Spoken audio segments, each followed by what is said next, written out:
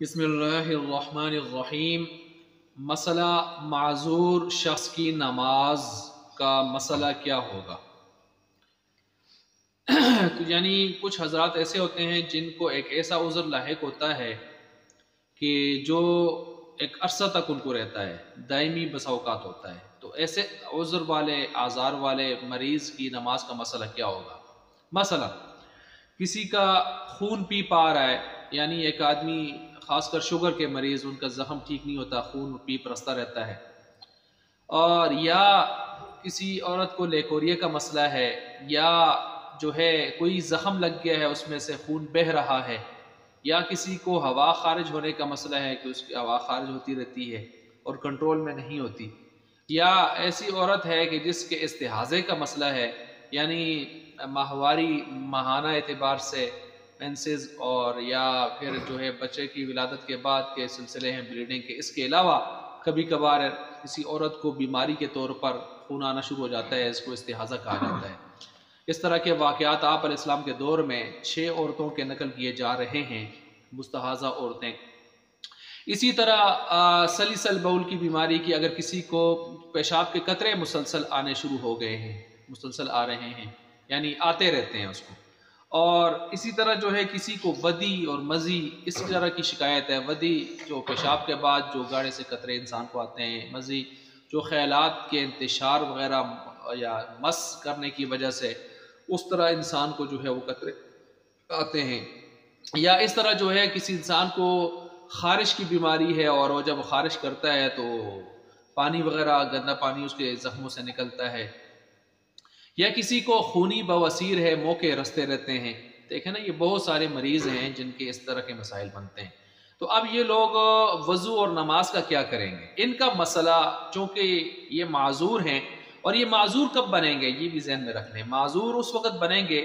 جب کسی ایک نماز کے وقت میں ان کو اتنا سا ٹائم نہ ملا کہ جس میں یہ جلدی سے وضو کر کے جلدی نماز تعدیل ارکان کی رعایت کے ساتھ جلدی ادا کر لیتے ہیں، یعنی یوں سمجھیں 10-12 منٹ 14 منٹ ان کو نہ مل سکے تو کسی نماز کے وقت میں، تو اس کا مطلب یہ ہے کہ اس نماز کے وقت میں یہ کیا ہو گئے؟ معذور ہو گئے۔ جب یہ شخص معذور ہو گیا ایک مرتبہ، تو اب یہ آگے بھی جب تک یہ عذر اس کو رہے گا، چاہے پورے وقت میں اتنا وقت اس کو ملے نہ ملے کسی نماز کا، لیکن یہ عذر اس کے ساتھ لگا رہے، تو اس کو ہم معذور ہی تصور کریں گے، اس کا یہ حکم معذوریت تک آگے قائم ہی رہے گا جب تک کہ اس کا وہ عذر مکمل ختم نہ ہو جائے، تو معذور رہے گا ایک مرتبہ جب سٹارٹ ہو گیا یہ عذر۔ اب جب یہ عذر سٹارٹ ہو گیا، یہ شخص معذور کے حکم میں چلا گیا، تو اس کا اب مسئلہ یہ ہے کہ یہ ہر نماز کا وقت جب داخل ہوگا تو یہ وضو کر لے گا، اگلے نماز کے وقت داخل ہونے تک اس کا وضو چلتا رہے گا، چاہے یہ عذر اس کو لاحق ہوتا رہے، خون اس کا بہتا رہے، ہوا کا خروج ہوتا رہے، کوئی مسئلہ نہیں ہے، اس کا وضو نہیں ٹوٹے گا۔ مثال کے طور پر ظہر کا ٹائم داخل ہوتا ہے 12:10 12:15 سے، تو اب اگر یہ 12:15 سے وضو کر لیتا ہے تو اس کا وضو شروع ہو گیا، اب آئندہ وقت کے عصر کا وقت شروع ہونے تک یہ اس کا وضو باقی رہے گا۔ تو اب عصر کا وقت جیسے ہی شروع ہوگا تو ہم کہیں گے آٹومیٹک اس کا وضو ختم ہو گیا، اب یہ کیا کرے؟ نیا وضو کر لے۔ ہاں، اس دوران اگر یہ کوئی اور اس طرح کا عذر لاحق اس کو ہوا، یا جان بوجھ کے اس نے وضو توڑنے کی کوشش کی، یا کوئی اور عذر لاحق ہو گیا جو عام طور پر اس کی معذوری میں نہیں آتا، تو اس کا وضو ٹوٹ جائے گا اس وجہ سے، لیکن اس وجہ سے نہیں ٹوٹے گا جو وجہ اس کو معذوری کے طور پر لگی ہوئی ہے۔ ٹھیک ہے، اب جب اس نے ایک نماز کے وقت میں وضو کیا ہے تو دوسرے نماز کے وقت تک اس کا وضو سلامت رہے گا، اس عذر کی وجہ سے نہیں ٹوٹے گا، اس عارضے کی وجہ سے۔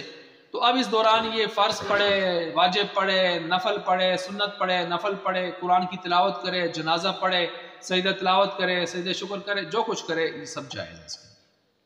یہ اس کا آسان سا مسئلہ ہے جو میں نے آپ کے سامنے بیان کر دیا ہے۔ باقی ہر نماز کے وقت میں یہ جیسے وضو کرے گا نا، ایسا ہی اگر گندگی لگی ہے زخم کی، خون کی، پیپ کی، یا کوئی پیشاب وغیرہ قطرے، تو ان کی صفائی بھی کرے گا۔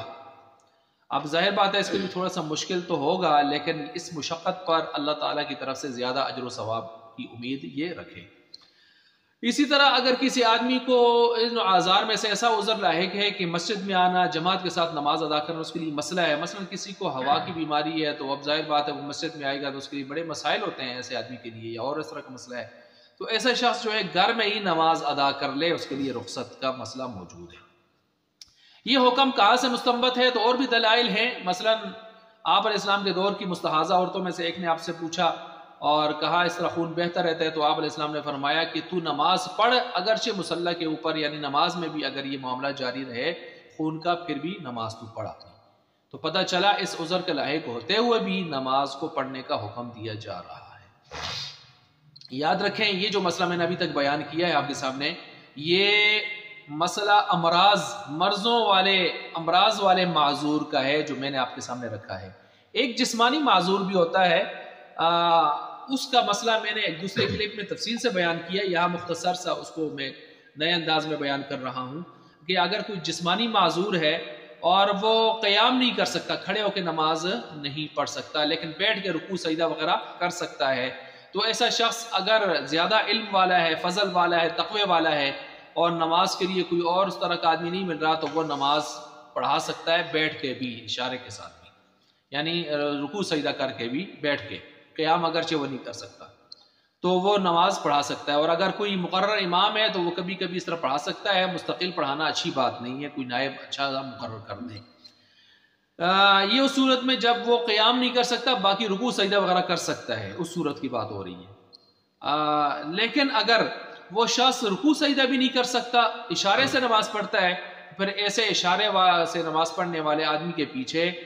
ایسے شخص کی نماز نہیں ہوگی جو قیام پر، رکوع پر، سجدے پر قادر ہو، یا قیام پر تو نہیں یا رکوع سجدے پر قادر ہے، تو ایسے شخص کی نماز اس معذور کے پیچھے نہیں ہوگی جو رکوع، قیام، سجدہ کسی پر بھی قادر نہیں ہے۔ اسی طرح شرعی عذر والا، مثلا جس کو یہ ہوا وغیرہ کے، یہ جو اوپر میں نے عذر بیان کیے ہیں، امراض لگے ہوئے ہیں، خون بہ رہا ہے یا ہوا کا مسلسل اس کا معاملہ چل رہا ہے، ایسا شخص آیا نماز پڑھا سکتا ہے کہ نہیں پڑھا سکتا؟ تو اس کا جواب یہ ہے کہ اگر اس جیسے مریض ہوں یا اس سے بڑھ کر کوئی اس طرح کے مرض والے مریض ہوں تو وہ اس کے پیچھے نماز پڑھ سکتے ہیں، لیکن اگر کوئی تندرست آدمی ہو یا جس کا مرض اس سے ذرا کم ہو تو وہ اس سے زیادہ امامت کا حقدار تھا، وہ اس کے پیچھے نماز ادا نہیں کر سکتا۔ تو یہ میں نے جسمانی اور دیگر امراض والے دونوں قسم کے معذورین کا مسئلہ تفصیل سے آپ حضرات کے سامنے بیان کر دیا ہے۔ اللہ تبارک و تعالیٰ سمجھنے کی، عمل کرنے کی توفیق عطا فرمائے۔